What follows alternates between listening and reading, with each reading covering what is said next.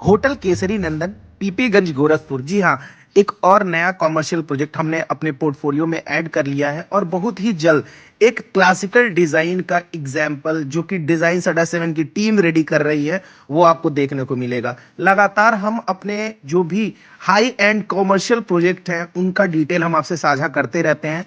And अगर आप भी इन फ्यूचर प्लान कर रहे हैं या फिर अपने नेक्स्ट प्रोजेक्ट में एक प्रोफेशनल डिजाइन फर्म को हायर करना चाहते हैं तो डिजाइन सडा 7 आपके लिए बेस्ट ऑप्शन हो सकता है।